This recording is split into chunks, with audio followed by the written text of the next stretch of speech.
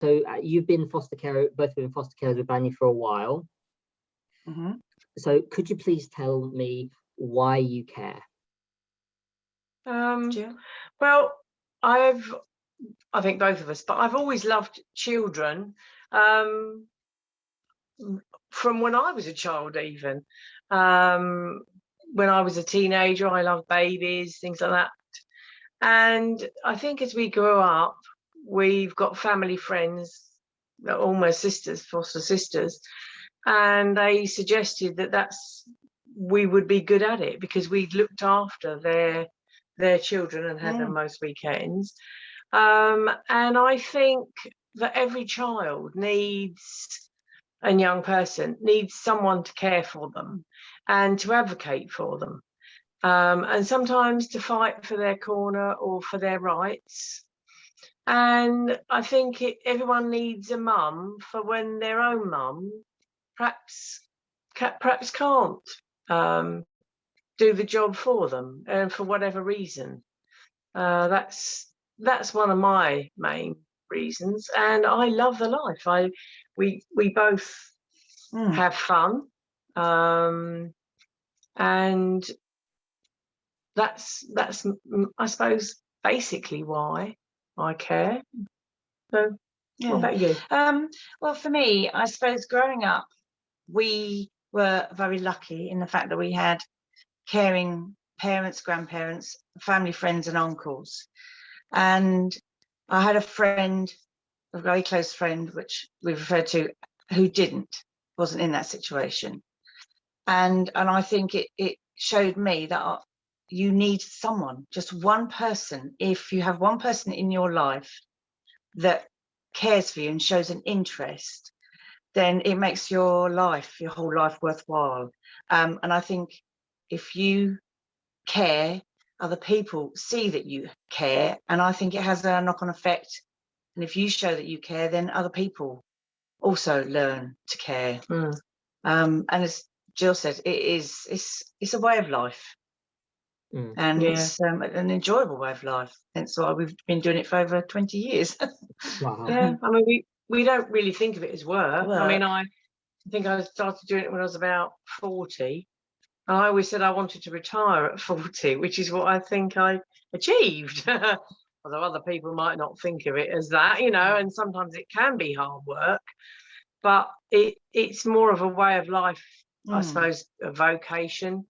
I personally, I don't like the term foster carer. I can't stand it. And I can understand why children don't want to be in foster care.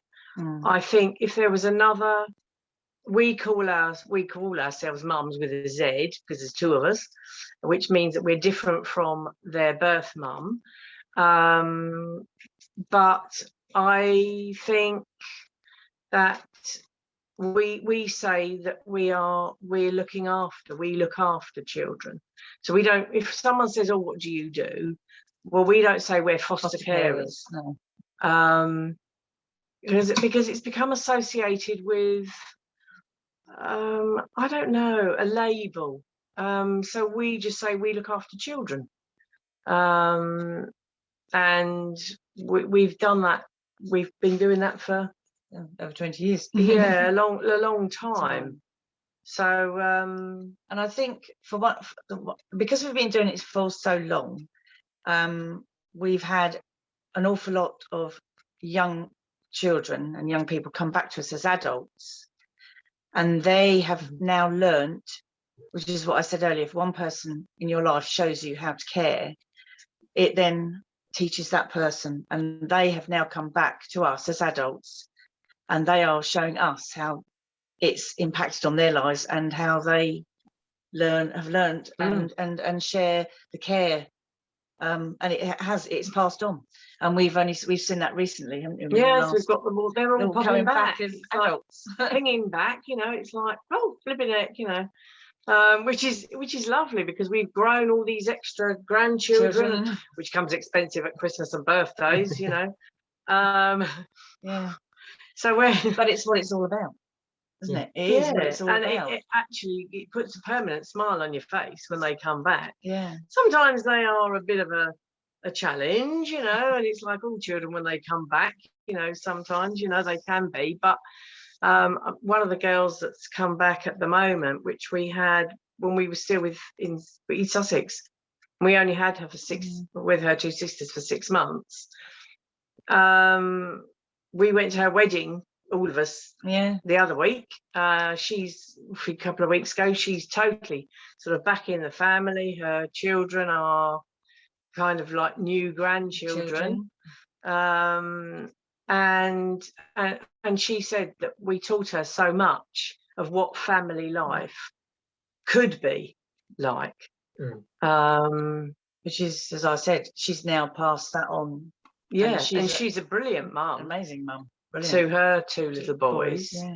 And that's one of the things that, you know, you do go through rough patches, but that's one of the things that makes it kind of all worthwhile, even, you know, sort of all those years ago, or even, you know, there are bad times sometimes, you know, and sometimes things don't always work out. But if at the end of the day, you know, sometimes sort of 20 years, 15 years, 10 years on,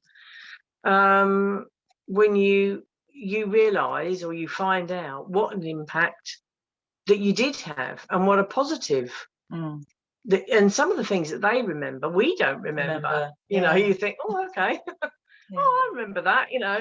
But and that's sort of lovely because they've got different memories as to what we've got of their time with us.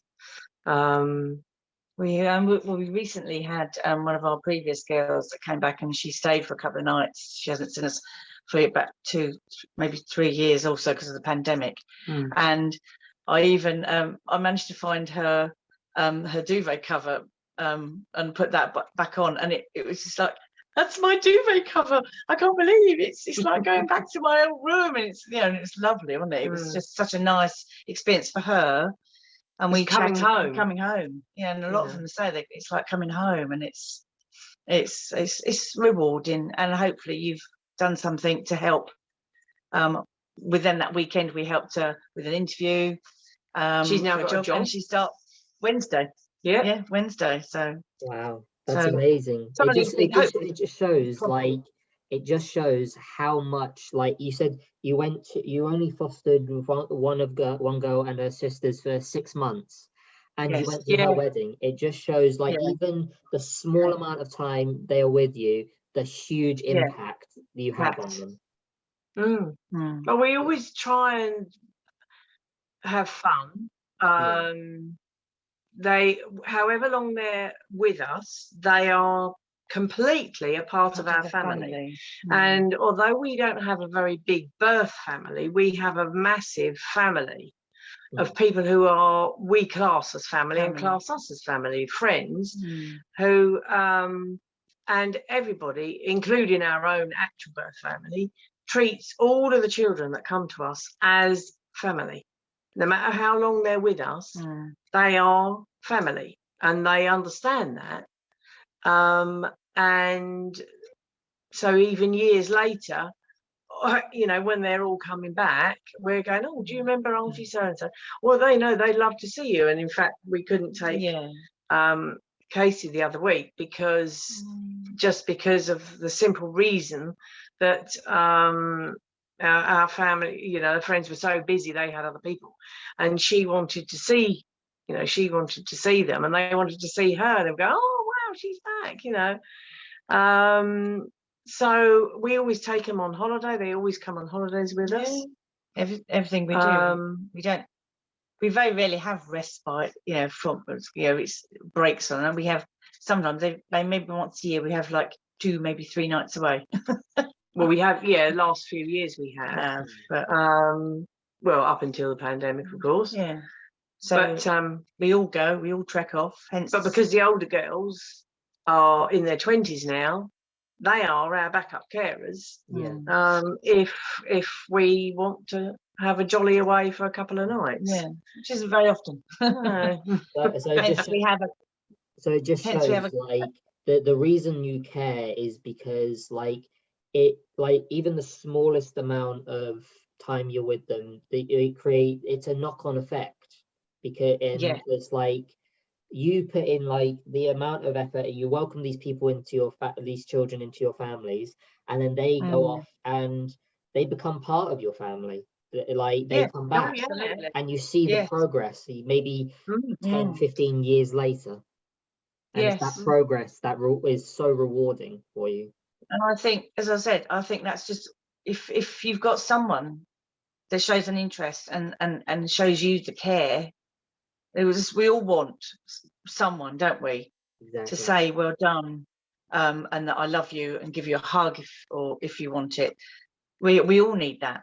And there's so many youngsters out there that need it, and if you can show that to them, and it's something they may not have been experiencing, then they learn. Yeah.